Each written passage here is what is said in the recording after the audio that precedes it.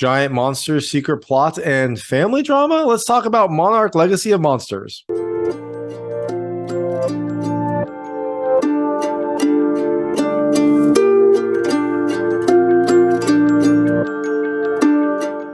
Hey everyone, it's David Stark from Watcher Past. I'm here to talk to you about Monarch Legacy of Monsters Season 1, Episode 1 Aftermath. It's coming to Apple TV Plus on November 17, 2023.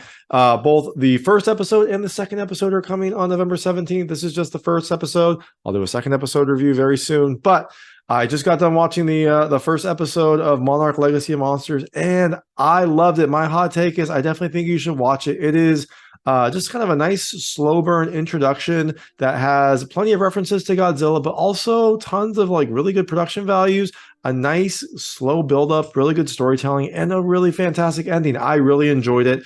It is not as action focused as I was kind of expecting, but I imagine it'll get there. And so far, I'm really liking what I'm seeing. So I'm going to tell you a little more about the episode, a few things I like, a few things I didn't like, and then really quickly go into a recap at the end. So if you don't want to know what happens in this episode, I would turn it off when I get there. Before that, though, I'll keep it vague. I'll keep it spoiler-free. I'll let you know when I get to those spoilers. So in Monarch Legacy of Monsters, you have basically two kind of like parallel storylines. You've got a storyline from 1959 in Kazakhstan where this group of kind of scientists, monster hunters are trying to find new types of, I guess, life, new forms of life, and new giant animals.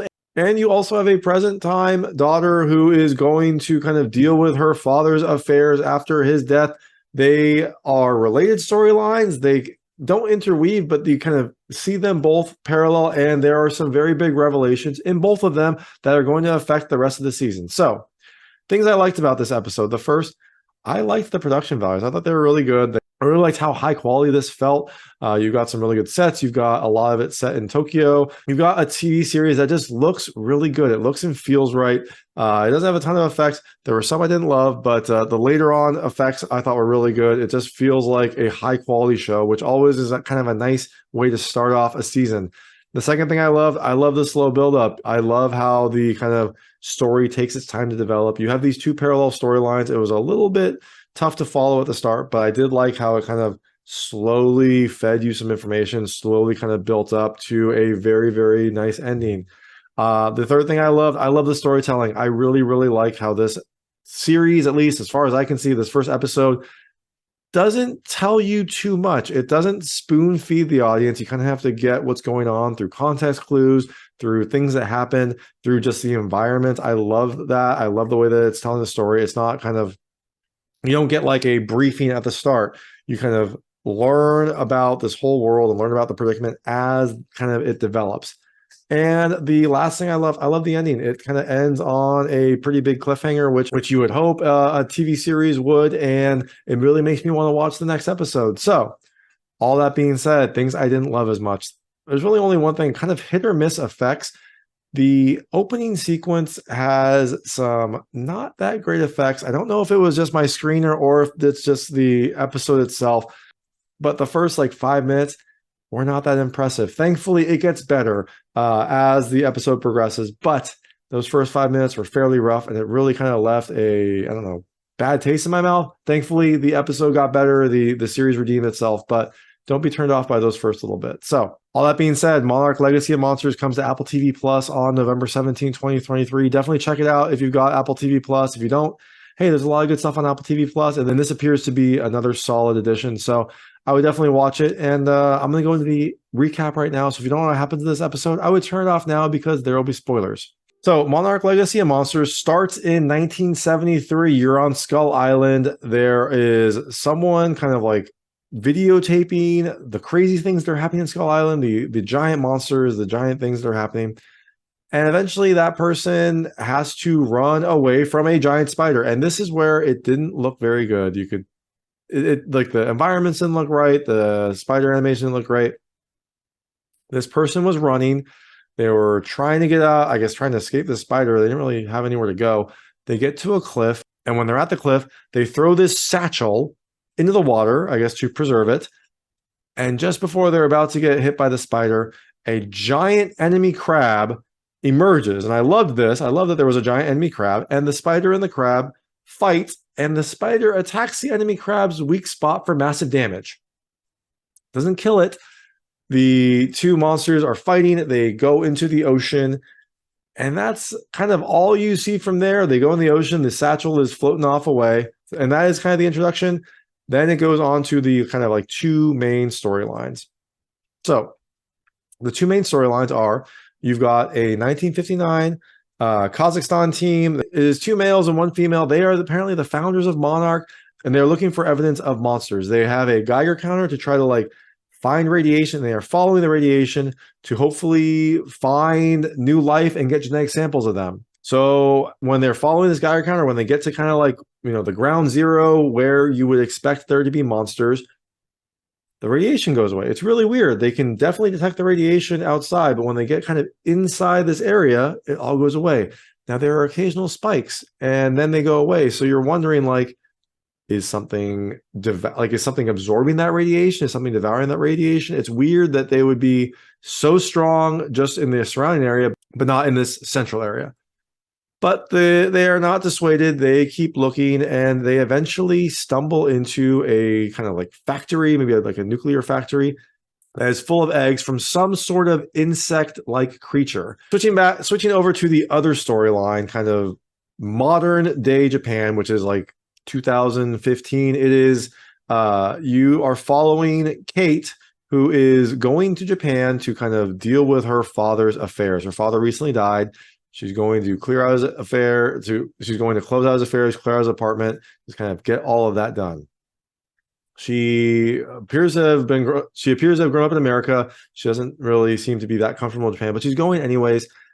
She gets to the apartment. She opens it with the key. And when she gets there, she's exploring. She sees pictures of her father. She sees pictures of this family. And then she sees someone in the kitchen. And that person seems very surprised that she's there. The person in the kitchen like drops the bowl that she's carrying, and another young man comes out and says like, "What are you doing here? This is our house." And she's like, "No, this is my father's house." Turns out they have the same father. This young man is also her father's son. She is her father's daughter. Different mothers. It seems like her father had a completely separate life. So all these pictures of the family that were in this apartment were this other family that her father had. Very strange, kind of a very bad revelation, but it is what it is. So she takes this revelation in stride. Her and her newly found brother kind of argue. She shows them pictures of her childhood, her growing up with her dad. We have all these other pictures of her dad. It is a very confusing situation, and I think Kate can't really deal with it, so she decides to leave. Now, when she's leaving, an emergency siren goes on, and it seems like there is an evacuation due to Godzilla. Now, what I loved is this whole Japan area had a ton of Godzilla references, like signs about Godzilla. There were, notices about G-Day and like evacuation and things like that, which I loved. It didn't explicitly say anything, but you kind of get that from the context clues and from the things that are around. You see these like signs with Godzilla on them. It was really fun. It was a really great way to tell a story. But when Kate gets outside, they have an evacuation. She seems to be affected by this. She like seems to freak out a little bit, but her newly found half brother and not mother, father's mistress, father's other family, come out and take her to an evacuation center. So while they're in there, we also find out why Kate started to freak out. Now, she was in San Francisco on G-Day, on Godzilla Day, when Godzilla emerged and like attacked San Francisco or destroyed San Francisco inadvertently, whatever you want to say. And Kate was in this bus with a bunch of school kids. Now, the bridge that the bus was on started collapsing. Kate was able to get out from the back and start pulling people out. A bunch of people escaped, but not enough. Not everyone did. Eventually, the bus fell off the bridge into the bay, presumably killing everyone else left inside, and Kate was left scarred. She tried to get everyone out. She couldn't. And then she sees like Godzilla, the cause of all this destruction, up close and personal. It seems to affect her, as you would imagine. And so she is not too happy in this evacuation area. Now, thankfully, her newfound family, I guess it's family, calm her down, take care of her while she's there, and she's able to kind of make it through this whole scenario. After the evacuation, the mother of this new family asks if Kate wants to have tea and talk about her life. Kate says, this is the last thing I want to do. Well, I don't want to talk about life with the person that my dad cheated on my mom with, but she eventually goes anyways, just to find out some more answers. Now, while they're there, her new brother shows her their father's office, and it's a really well kind of, it's clearly an office. He was doing a lot of work. There's this giant map of satellites on one side, and Kate's looking at it, and she feels that there is something behind there. She tears the map off, and behind that is a safe. Now, Kate starts randomly guessing numbers and randomly guessing things. She asks for birthdays of this new family. She puts her own birthdays in. Doesn't seem like a good situation. Seems like she'll eventually be locked out, but she eventually makes it. It's a combination of her own mother's birthday, her brother's birthday, and this new mistress mother's birthday. She puts pieces of all of that together and ends up opening the safe. And in the safe, what do we get? We get that satchel that was thrown off of Skull Island in 1973. We saw that it was caught by fishermen later and eventually made its way to Kate's father's office. And so it was in the safe. She opens it up, and now we have this satchel with the Monarch logo on it. And inside the satchel, there are all these like tapes, like backup tapes of data.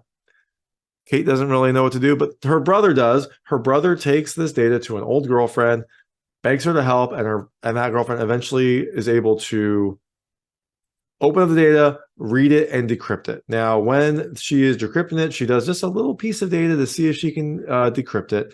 That seems to cause a flag with the main Monarch building. Like, Monarch is monitoring this. When that data goes up on the internet or goes up to be decrypted, it sends a signal back to main Monarch. They are now at least aware that someone has this data and is trying to decrypt it. Now, this ex-girlfriend is smart. She only did a little tiny bit to see if she could do it, to figure out what the encryption algorithm was, what the encryption key was. She didn't decrypt everything. She then did all of that locally, but it's out there. They know that she has this data. They know that someone has this data. So Monarch is on alert. We also find out is what happened to Kate after this whole incident during G-Day. She was in a refugee camp. Her father came to see her. She was super excited to see her father, but then her father basically was like, here's some passes to get out of here. Go to Reno, stay there. I have to go do some other work. And Kate is like upset with this. She wants her father to stay. She wants her father to come see her mother who's there. And he basically is like, I don't have time. I can't do that. He leaves, and we find out a week later, her father died in like a plane crash in Fairbanks, Alaska. So that was the last time that Kate saw her father. That presumably then caused her to go to Japan to deal with his affairs.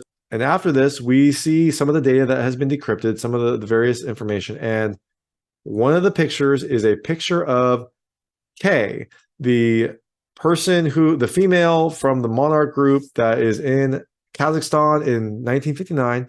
There is a picture of her in a giant footprint.